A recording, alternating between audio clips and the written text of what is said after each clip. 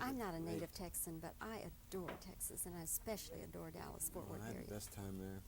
People were so wonderful Yeah, to me. yeah, the people are They were terrific. wonderful. Are we rolling? Yes. Oh, all right. Well, Burt, how nice to see you in London. Thank you.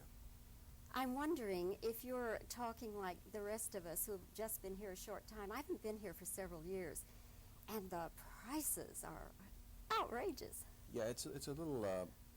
You have to think of the pound as $1, and it doesn't hurt as much. Because if you think of it as $2.25, then it really hurts. But it is very, very expensive here. But I must tell you that it's more expensive in Tokyo, in case you're thinking about jumping over there. And Paris is a little more expensive than London. So Dallas is in good shape. By comparison, but By of course comparison. people at home talk about inflation too. Yeah. But if they could see, I have a very nice hotel room, but it's $170 a day, and it's not Right. a suite, it's just a room. Well, you have to think of London as one giant Neiman Marcus. Touche. Yes. If you had to sleep in Neiman Marcus for a night, they'd charge you $100 and some, wouldn't they? I've never tried. I'd like to, actually. I'd love to sleep in Neiman Marcus. I love that store. But I bet I could get even with them if they just let me alone for 5 minutes. It'd be worth it for me to sleep in Neiman Marcus for 5 minutes. they have a store here called Harrods, Mm-hmm. which you must go. I see. have been, Ah, yes. well, then you know. Yes. That's even more expensive than Neiman Marcus. But we're really here to talk about starting over. And as I said when I sat down here, I think you have a major hit on your hands, Burt. I really do. Well, I pray you're right. I really do. I don't know. I don't know when I've hoped that so much about a film. In fact, I never have. Even the films that and I didn't produce this film, nor did I direct it. And I didn't feel that strongly about either one of the two that I did. I just feel very strongly about this one. Burt, the story has to do with a man whose marriage has just broken up, going through a divorce, and he's trying to get his life together. And as the title says, starting over. In your life, when you've had relationships end and begin, and you had a divorce yourself, does this have a real ring of truth as far as you personally are concerned, the things this guy goes through? Absolutely. As a matter of fact, 3 of the scenes in the picture were actual things that happened to me that I told Jim Brooks about, and we put in there. Which 3 things? The phone conversation was one, where she starts to cry, and I thought she was crying over the fact she missed me, and she didn't. It was about something else. The other scene had to do with going out with somebody for the first time, and not really knowing how to relate to them at all, and then suddenly being attacked. There's a whole new generation of people out there for a man who's been out of circulation, if you will, or a woman who's been married for more than 10 or 12 years. I mean, people have changed. Their whole sense of romance is kind of different than it used to be in the 50s. And if you have been out of circulation, as the character that I'm playing in the film has been, it's difficult for him to relate to the way people talk and act today. And it's tough to start dating again. I mean, I constantly read, we all have been inundated, and not in a bad way, by women's fear of flying, Mr. Goodbar, etc., etc. That kind of story of a woman trying to find herself in a big bad world. But it's difficult for a man too, if he's in any way has shy and has any kind of sense of romance about the way things should be in proportion in terms of meeting somebody and getting to know them and all And that was a big part of my life at that time. Having been brought up and raised in the South, I believed that. And also I remember very well trying to figure out, I don't ever remember asking my wife to marry me. To this day, I don't think I did. I just somehow we were married, and I know I never asked her to divorce me. She must have done both those things. But I told Jim about that, and when we were in the first scene, we were playing around with that in a kind of funny, hopefully a funny way, and yet hopefully a touching way, where I tell her that she's the best thing that ever happened to me in my life, and that I love her. And she just kind of says, that's nice, but I have to go on with my life. And there's a lot of that happening today. I mean, there's a lot of men and women who are breaking away from their mates, staying married, a lot of them, but breaking away from them and saying, look, the children are raised now, I have to now do something with my life. And so therefore I can't be staying home cooking and sewing and doing all those things you want me to do. And the man is saying, look, I can't, I'm not going to spend that time that I used to spend with you and the kids on Sunday and the picnic on the beach and all that. I'm going to now do what I've always wanted to do, but we'll stay together. Well, she decides that she's going to do what she wants to do, but away from him. And it's a shattering experience for him. He doesn't know how to deal with it. And he did what I did. He runs to Boston. I ran to New York. And takes up a whole different kind of life there, a different way of life there. So yes, to answer your question, it is a great deal like what I went through. And I think a lot like most men and most women go through. Burt, currently Playboy magazine has a big, in-depth interview with you. And they're saying have you read it? No. You have not read it? No. Well, they're saying it's the most revealing interview that Burt Reynolds has ever given. And I don't suppose I've read every interview that's ever been written about you, Burt, but I've read some. And it's totally candid. And if I must say, it's just, I think, a wonderful interview, really wonderful interview. Okay.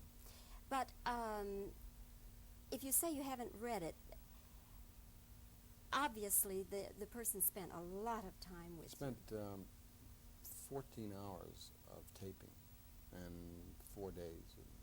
Were there any stipulations, Burt, as far as you were concerned? No. I could have, I suppose, made some kind of stipulations, but and when I read it, I probably would wish I had.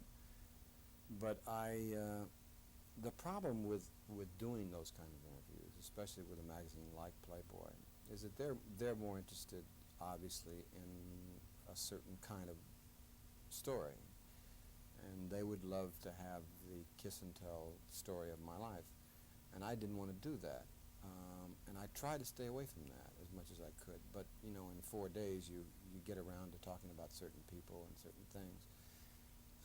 To be very honest with you, the nicest thing that I said about 3 or 4 women in my life was I never mentioned their name, which I thought was the nicest thing I could do.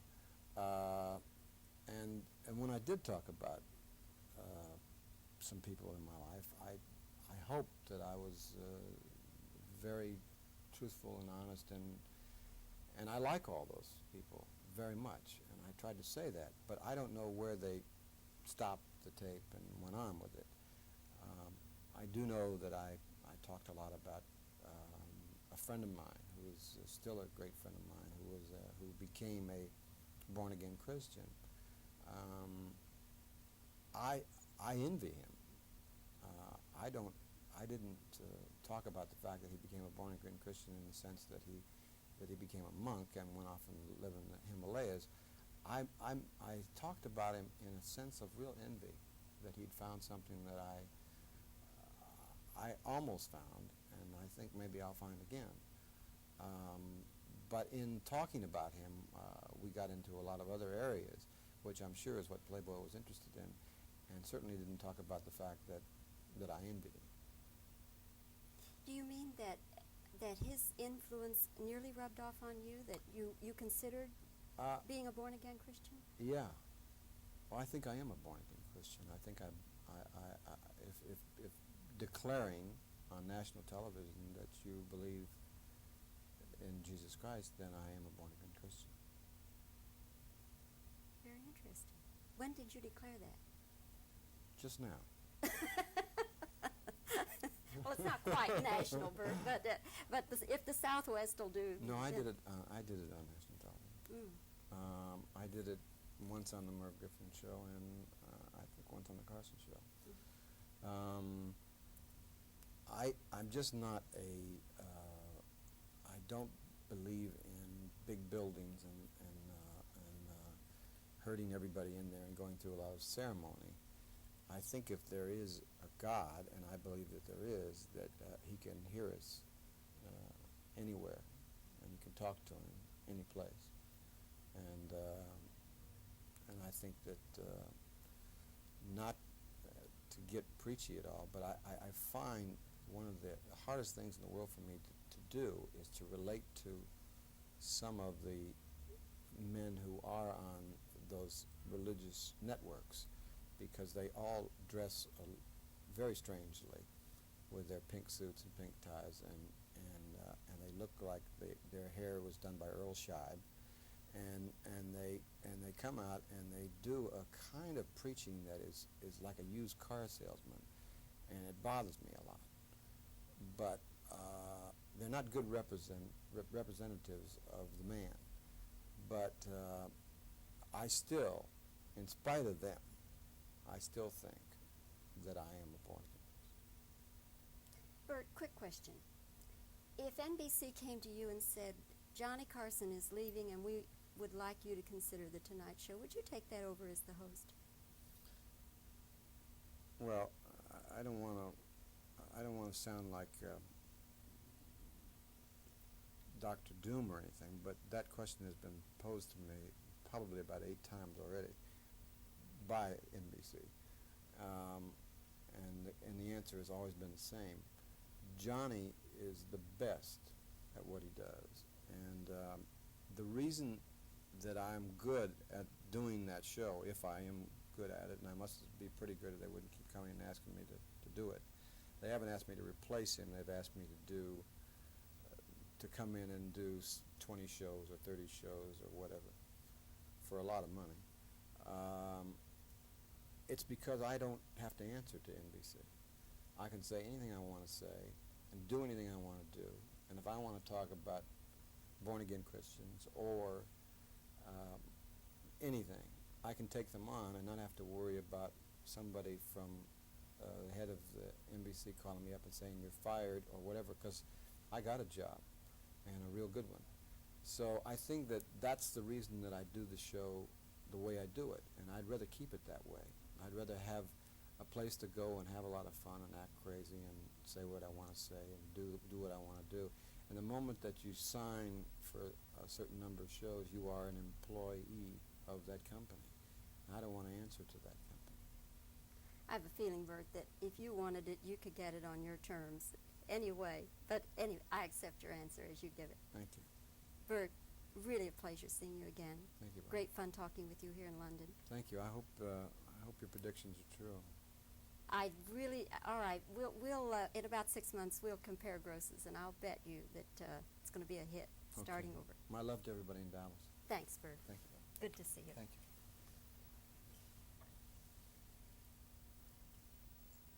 I wasn't baiting you with that born-again Christian thing. I just never had heard that. Oh, I didn't feel that at all. It was just something that No, I wanted to. That's why I got on the subject. yeah, I'm glad because you did. Thank you for doing that. I Thank you for doing feel very strongly about it. Because, you know, I'm working when the Griffin show is on. I just never do see that. All right. Oh, yeah. Yeah, not this, but more like this. Yeah. A little tighter than that. About right there. Yeah. Is the collar okay, Danny? Looks fine. Okay. All right. You're looking about right here now, right? You want me to look here? Oh, here. Excuse me. I thought he wanted me to look there. All right. That's a little too extreme, yeah. All right. About like here. Yeah, that's good. Okay. All right. Are you rolling? Yeah, you're rolling? Okay. Anytime. All right. Hold it. Let me get the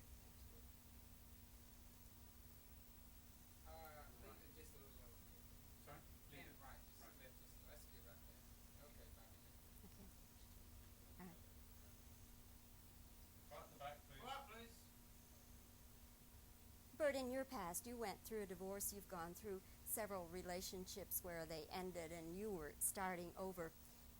Have any of the things ever occurred in your real life that are occurring in the movie Starting Over?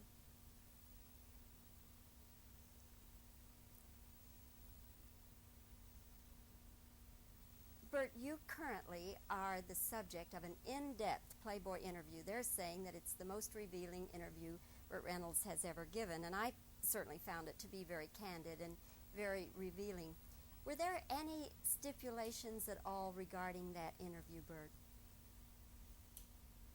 Now just change the shot just a little higher. Okay, leave it on the left just a little more. That's good. Okay, how are we doing? Mm-hmm. Ready, Dave? Good.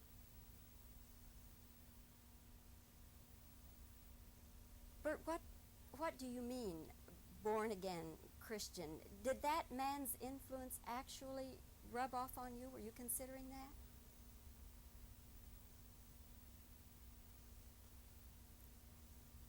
Supposing NBC came to you and said, Burt, Johnny Carson definitely is leaving and we would like you to take over that job, what would your answer be? Okay.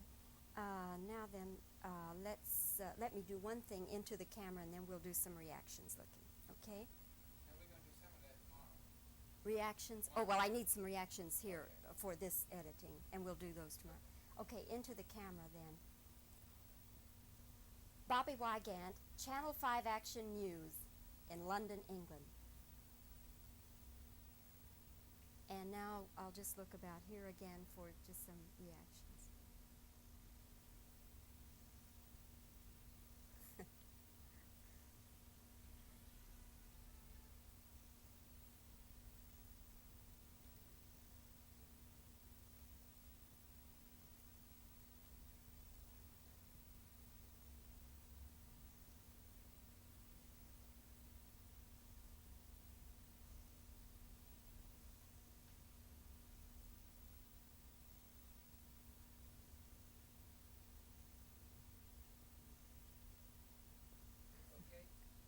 Okay.